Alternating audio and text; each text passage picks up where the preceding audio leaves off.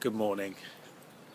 What better way to start a weekly vlog than snail? Actually, there's a lot of snails. That isn't the answer though. The answer is going to work on a Saturday. Yeah. Snail. Brilliant. Can't wait. But let me show you something slightly more interesting. Welcome to another episode of Toby's Stupid Vlog. So, that large white house there is West Hall. And this road is unsurprisingly West Hall Road. Now, next week, we're going to be filming on West Hall Road. There's a film coming out in 2014 called Good People with Kate Hudson and James Franco. And this here road is the primary set, along with that driveway, for the film. So, when you see that film come out, hopefully in 2014, you'll see basically my front garden. How super exciting. Do I get any money? Hell no. Do I get some inconvenience? Hell yes. But still, you know, fame and that. Check out Leicester Square today.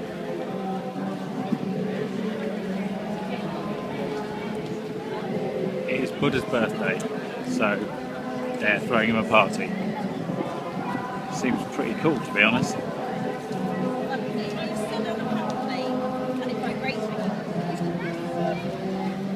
Service is oval. Haven't been here since Eritrean cuisine in the last year. And that big building in front is Workspace, which is where Mr. Bentley has his new office. I'm only going to see him because we need to eat ribs, so I'm actually going to physically take him from office to ribs. That's the plan. Hopefully it won't get quite as silly as it did last time. Nice ribs.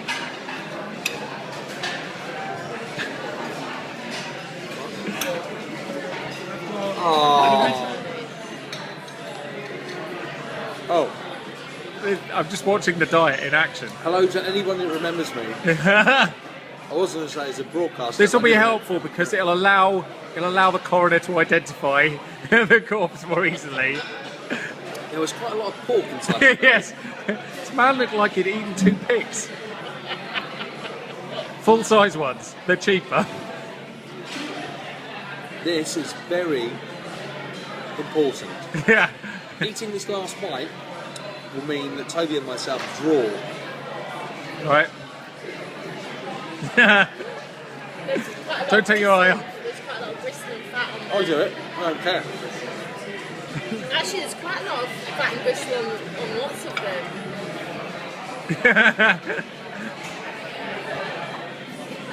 Yeah, have one of them. They're delicious. So lots of people have asked me what I've been doing since radio. Neil's been bulking up, basically, on ribs. He's just been eating professionally. Every Monday it's all you can eat, so Yeah. I'm here at 5:30, Yeah. right the way through until they finish, and then I tour around all you can eat for the rest of the week. And I'm shooting this deliberately on a convex lens to make Neil appear smaller than he really is. It's part of the Neil Bentley patented diet. Yeah, it is. If you wind, in fact, I know you're very good with your YouTube editing, Toby. Yeah. If you wind back to any videos that you had previously or stills of last year, Yeah. you'll see I've lost weight. If I zoom out enough. Anyway, it's a draw. So, Ryan's coming in. Oh, no, he's not. Ryan suggested we should put this on YouTube, so that's what's happening. And Ryan will ask, do you want any more baby back ribs? And your answer will be, What are baby back ribs? Ryan, where are we? Yeah. Do I know you, Ryan? You're very tall for a waiter. Morning. Yesterday was fun, although I have a rib hangover. I'll explain later. And on the way to RHP for my induction day right now. So a rib hangover is when you eat so many ribs that the amount of sugar in the sauce sends you slowly loopy, and so the following day you have a sugar crash, which is where I am right now, crashing horribly. Nonetheless, it should be a fun day. And it's a day in a different office, and that's got to be worth something. Hello again. So anyway, that was that was a fascinating day. A lot of information to take on board. Such is the nature of corporate governance, so it would seem. A lot of reading, and so I met with all the exec team and had a bit of a tour of some of the housing stock that Richmond Housing Partnership has in various places. Some in just on the edge of Hounslow, some actually in Hounslow technically. You get to see some of the larger estates, and although there are some larger estates actually just down the road towards Richmond here as well. But yeah, we had a really interesting day. But my brain feels a bit frazzled. Partly ribs, I blame ribs a bit, and partly just information overload. So I now have a pile of reading. If you can see that, yes, there, which I have to get through. So that'll be fun. All about various, bodies and acronyms and all that kind of stuff that you learn when you work in an industry, but takes a bit of time to absorb. But anyway, I'm back in reasonable time, so I have this afternoon to myself, and I haven't worked out what I'm going to do with this magical time. So I'm going to go and work that out now. Teenage Mutant Ninja Bugs. Teenage Mutant Ninja Bugs. Donatello. That's the name of the turtles, that we've got different names. Like our names are just... Your name's Jack, for example. Jack, actually, yeah. My name's Matt. Yeah. And Shrek's the... Is it really hard to work with them on? Yeah, actually it is quite difficult. Yeah, because I can look down at the keyboard, so... I can actually see better with these ones. I'm actually sleeping right now, you just don't know. It's a beautiful evening, finally, after days of raining and general misery. So I'm going to nip out and buy a few things. I'm trying to make some kebabs tonight with a sort of lemon and garlicky marinade thing as well. Anyway, I thought I'd catch you up a little bit. The GoPro, which I have filmed on a bit this week, has kind of come back and then gone away again back to Holland because they sorted out one problem and then there was another. Anyway, it's travelling the world. I mean, that's what it's for. So that's nice. And yesterday my RHP session was absolutely fascinating. I mean, real lot of intense information to take in. I didn't want to film in there. It's a bit weird if you only just met someone, you're like, hello, I vlog everything, so let's just film the inside of your office. So yeah, we're not at that stage yet. And I'm just going to go and check on all the ivy that I trimmed back the other day because it was killing a couple of trees, and in doing so did my back in. They moan over the... Oh, not impressed with the groundskeeping at the moment. Anyway, I'm a board member, I should do something about it. So this is the M&S jungle, complete with lone bluebell. And you can see that the ivy's got so out of control, this tree is in real trouble. So, and that squirrel's in real trouble. So I've cut all around the base, you can see there, and I need to do the same with the next couple of trees. Because otherwise that's going to fall over. It'll either fall over and block my way into M&S, or worse still, on a car. So that's been my weekend project. But I did my back in doing that the other day. So, I'm a delicate man. Can't be doing physical exercise, doesn't really work for me. Anyway, that's really what I was up to. I'm going to walk in tomorrow, hopefully, if the weather stays like this. So we'll have another chat then. This is better, isn't it? Look at this. Sunshine, blinding sunshine in many cases. Birds singing. It's summer. It's about 4 degrees. It's summerish. Oh well, right. So it's Rajar Day. And that means Rajar Smileys went live at 1 minute past midnight. Let's not get run over. People frown upon that kind of thing. So I woke up this morning to like a sea of tweets, as always, which is great fun. And now I need to add some more stations, but it all automated fine last night. So that's one weight off my mind. Look at this, it's lovely. It's grown up a bit since I was here. It was only about 3 weeks ago. It's gone slightly mental. Anyway, I'm sure I've spoken about Rajar before. It's not the most interesting thing in the world, but it is the only large-scale statistical measurement of listening in the radio industry. It obviously costs a lot of money to run, so all the stations that get results from it have to pay to take part, which means some of the smaller ones can't afford to. but really it doesn't work that well on small stations anyway because of the volume of data that they need to weight properly, and then obviously even then you don't, well hello, you don't get a huge amount of results in an area, so you have to scale it against information about what that area is made up of population wise. So a lot of scaling involved. Results are collected quarterly, and that data is then, they take month by month bits and they skew them to adjust for the actual population and whatnot, and then they present them. So for the large stations it gives you a good feel, but I would say even then the level of accuracy is somewhat unknown, because they don't give you any error margins when they give you the results, which is a little concerning. But it is conducted by Ipsos Mori, who you may know do a lot of political polling, so they're hardly newbies to this whole affair. Listen to what the man says. Yeah.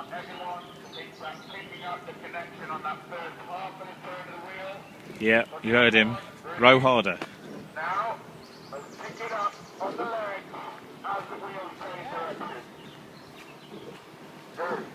Yeah, row bitches. Anyway, so there we go. It is a large-scale operation conducted by a very credible organisation, but I still think is sorely lacking in actual detail. Especially if you dig down and you start saying, well, how many women between the ages of 15 and 24 have I got in my site that only realistically broadcasts to a total area of 30,000 people? You could just make up numbers at that point, really. So they probably need more companies to do it, and more often.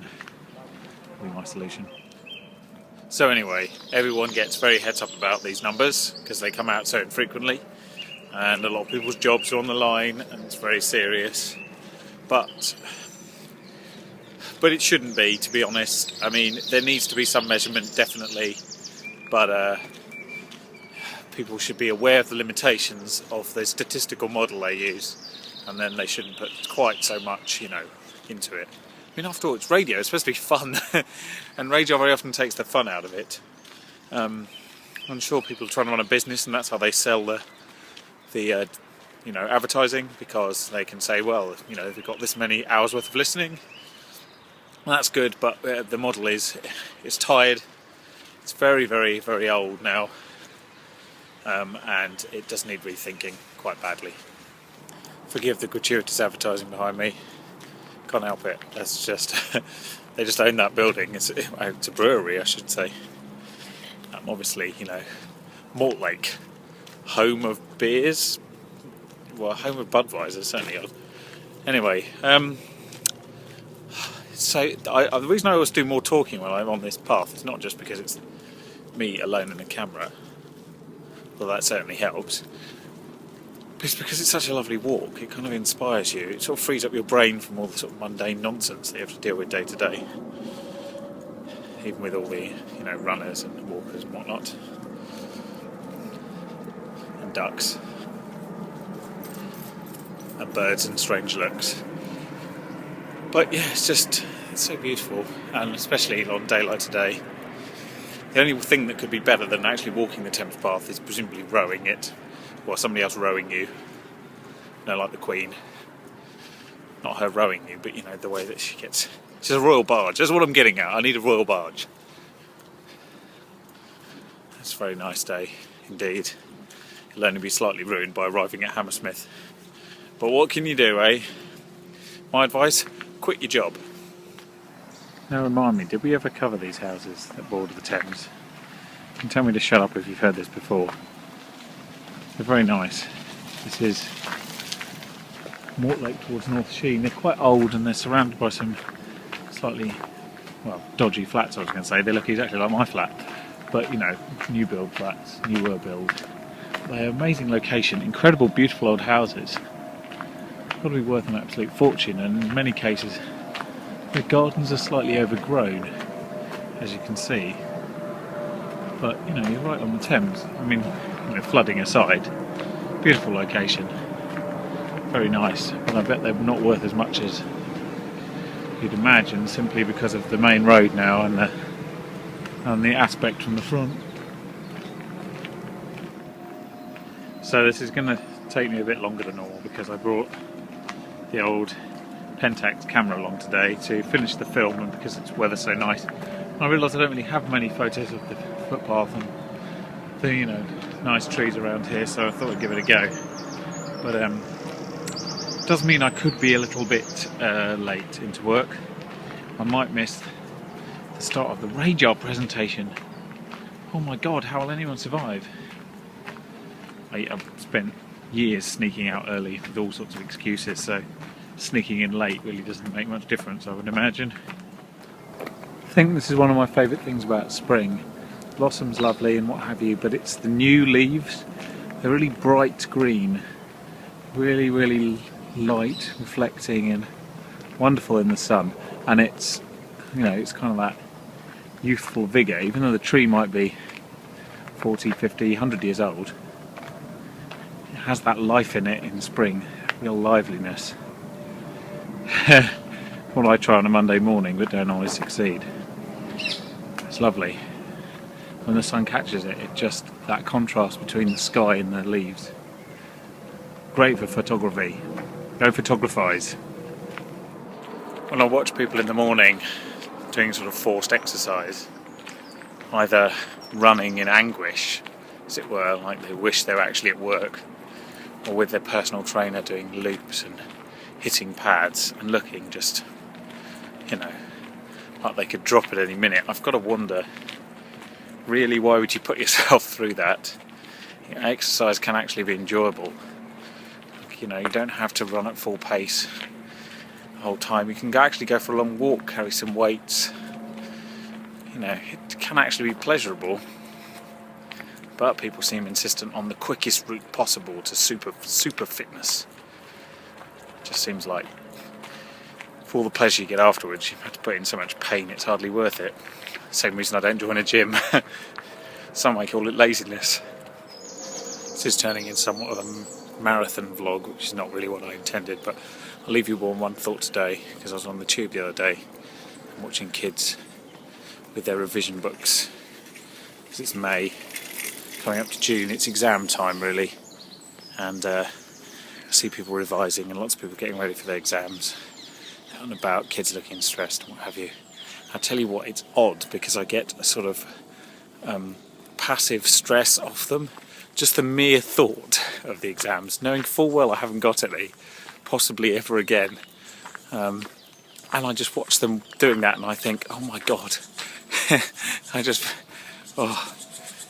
Passive stress. Just imagine what it's like having kids. It's like 10 times worse than that. Oh well. Happy Friday morning. A bit of a Cress update here. This isn't all Cress, you understand. Some bits mustard and some bits other things, which I can't remember. It really would help. I'm hoping that I can identify them when they actually come up. This one, whatever it is slightly dormant. But there you go. Now you feel thoroughly informed, I'm sure. Anyway, it's Friday, so I'll best go to work and do 4 days work in a day. He knows. There's some burgers. He knows thing.